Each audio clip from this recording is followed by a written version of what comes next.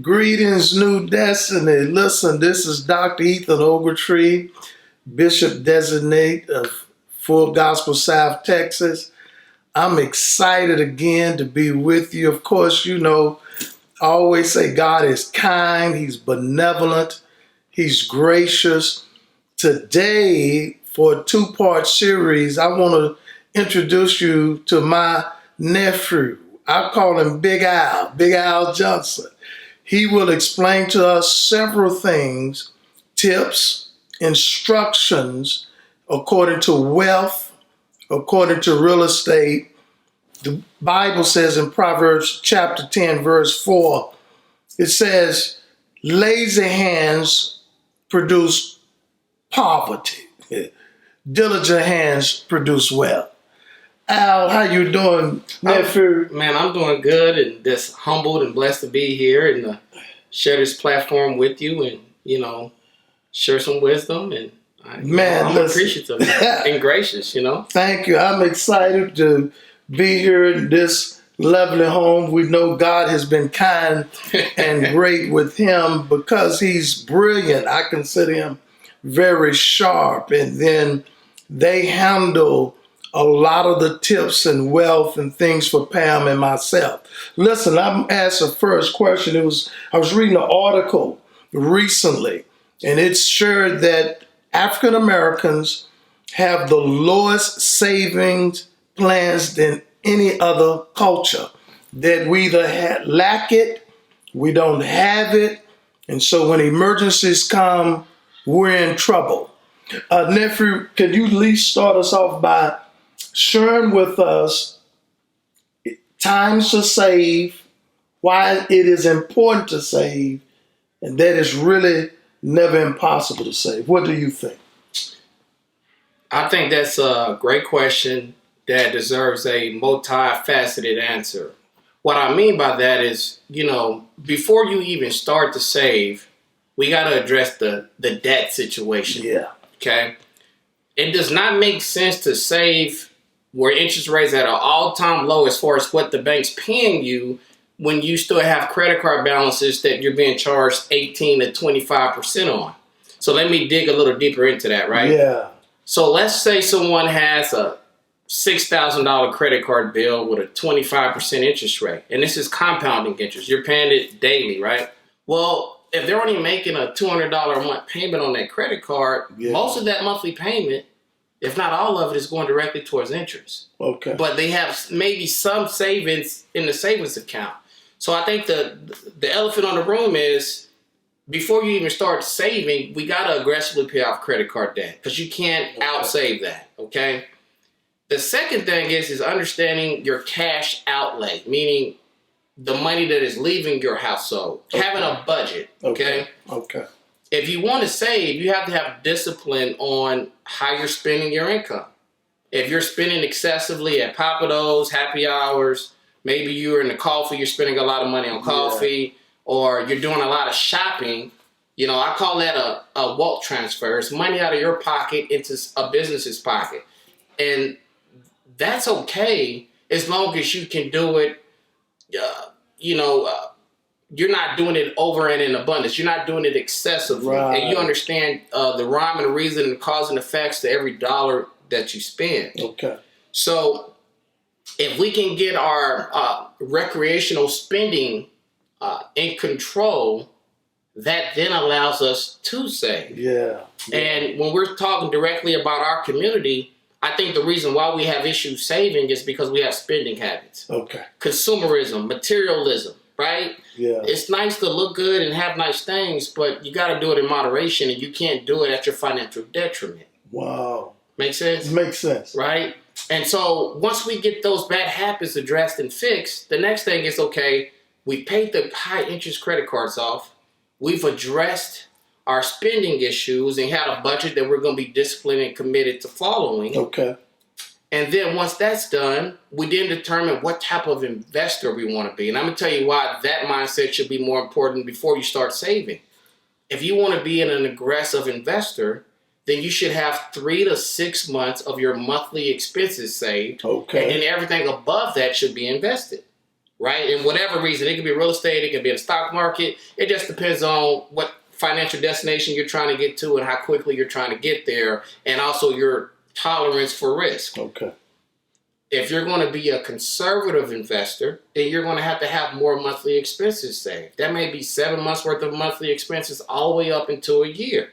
And then once you've paid off the debt, you've done your household budget, and you determine whether you're going to be an aggressive investor or a conservative investor, that's going to let you know what you should have anywhere between 3 months of monthly savings or monthly expenses saved up to 12 months of monthly expenses saved. Okay. Right? Listen, you made a major statement there. Sure. And I think that's where we'll click in and connect. If I'm saving, and maybe through lack of generational understanding of budgeting, planning, rainy days, and how to invest.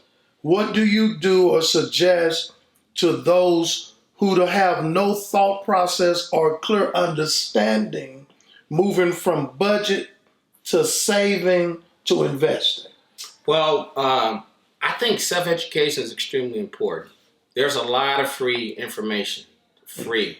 Everyone has access to the internet today. Everyone has a smartphone. There's no excuse to say I don't have the access. Right. Now, it can be challenging when you want to find someone that's trustworthy and that's going to give you the proper guidance, and they genuinely want you to succeed financially.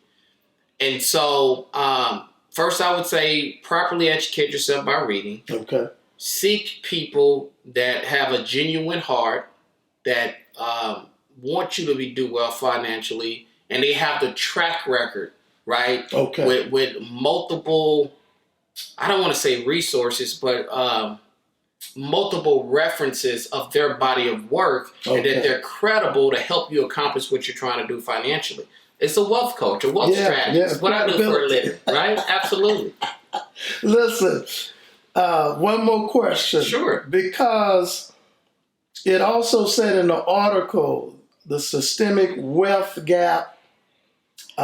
We were talking the other day that maybe if our culture would adapt good wills and good policies to help leave an inheritance, it'll help the next generation, even if we did that, but also have strategies. Yep. Can you explain the wealth gap, the inheritance, and how to leave children with a strategy? Because, you'll be helping our children and your cousins. So what do you say to that?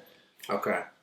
Well, one, that's a multifaceted answer to a very complex problem or issue, right? But I'll try to make this very concise and give a lot of clarity. One, inheritance is important. And I think that's one thing that our community is not doing enough of. Just because you leave a little life insurance to pay for a funeral, what type of financial head start are you giving your children or your children's children? Yeah. Building wealth is generational. Not just, how can I benefit while I'm here? Okay? Now let's talk about one of the key pillars to generate wealth.